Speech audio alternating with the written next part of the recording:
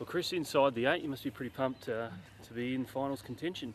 Yeah, it's excellent. I think that's why you play footy for the 22 games during the year, and that's what we want to do. And I think playing finals footy is it's something to cherish in a way, just because being a part of the club now, I played finals footy in 2010, and getting a taste of it, it's excellent. And like I said, that's why you play footy, and it's the opportunity's there, but there's still 2 games to go, and plenty of things can happen. Seemed like you really strangled them in their back half, especially in the first half of the match. Was that kind of the key, do you think, to winning the game? I think it's just the way we've been playing this year. It's been playing really well to the game plan at stages, and I think most sides in the competition want to keep it inside their forward half. So the way we press up and try and lock it in there, and what the forwards do to really pressure and keep it there, is what most sides are trying to produce at the moment. And on the weekend it showed that we really did try and lock it in our forward half, and backs really did try press up to keep it there and give ourselves the best opportunity to score. How's Tendai Mzungu this morning? Do you know how he pulled up? Sore at the last few minutes with his arm or something? No, I think he's going well. I think most players towards the end of the year have got a few niggles here and there, and have to be managed in certain ways. But so far, no news of how he's going, except that he's going well. Mayne, what about Matthew Pavlich? He looked like he was sort of had a bit of a niggling hammy issue. Is he all right? Yeah, like I said, what I'm aware of, I think all the players have pulled up well in their own rights, and coming towards the end of the year, there's niggles here and there in a few players, but it's just about getting managed right with the physios and the strength and conditioning coaches. So I think everyone will be managed well and give themselves the best opportunity to play next week. Do you think it'll be a pretty light week? I mean, it was pretty warm yesterday as well. Would have taken a bit out of the boys? Yeah, it was definitely warm, and it was a pretty intense game the whole day. It didn't really lighten up at all. And look, the fitness staff and coaches have been excellent all year with how they've loaded us, and I think that coming into a really big important game for us at Etihad against Kangaroos, we're in really good form. I think they'll be doing what they can to really make sure that all players are managed well and are able to get up for this weekend. Can you talk us through the Santa Lance Griffin situation, like from a player's point of view, when you heard about it, and what that kind of does to the mindset of the team when you hear that? Yeah, well, after the first warm-up, we've come in and normally we then, after the first warm-up, started getting prepared, and Ross called us in and said pretty much what had happened, and that Aaron's going to replace John. Obviously hurt himself in the warm-up, and it's pretty similar to last week, to be honest, with Fifey.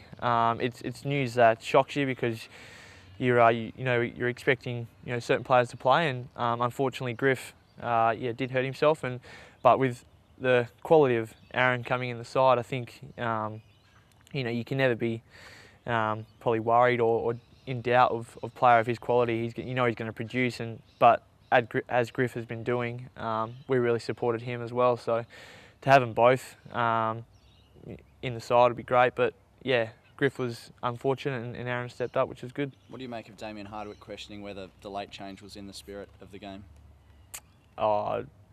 Yeah, I think Ross and the coaching staff, they make the right decisions, and so do the players. And if we say we're probably not fit enough to go, then the doctors and the physio staff will respond to that, and then the coaches will make the right decision on the day and on the time. So any idea that the injury wasn't legit to Griffin, you guys would obviously be disputing that?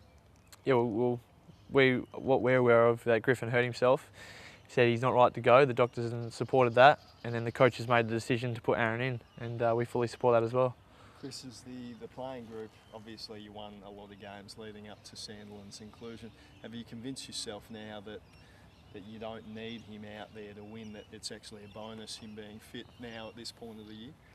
I think we don't look at any game of having a certain player making it easier to win or not to win. I think we have great belief and depth in our side of whoever steps in can do the role that's expected of. And with Aaron going down earlier in the year, Griff really stood up and took that upon his shoulders to really make sure that he was dominant in the ruck and gave our midfielders the best opportunity. And I think that's what we really focus on, that whoever steps in at the time knows exactly what they're meant to do for the team and play their role for the team.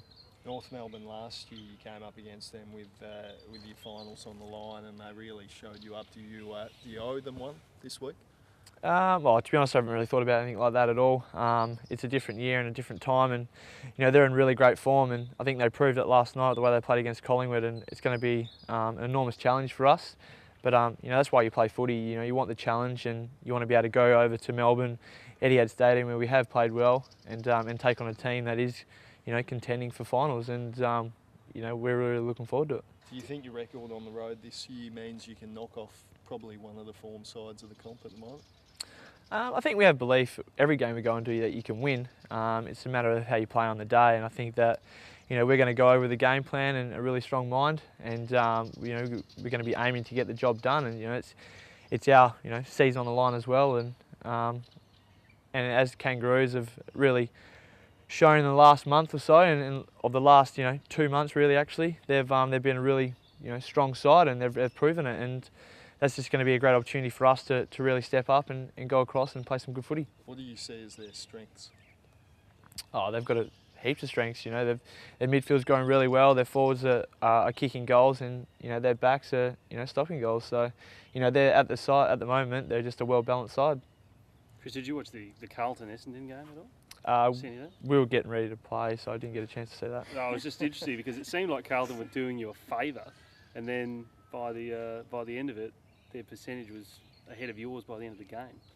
Oh, the way the competition's balanced this year, everyone's very close to each other, and it's really going to come down to, it could come down to percentage, it could come down to games, but for us it's just important to keep winning and keep playing good footy. We really focus on having great effort and playing good footy, and the result doesn't really come into it at times. So that's the way we're going to focus and the way we want to finish off this year.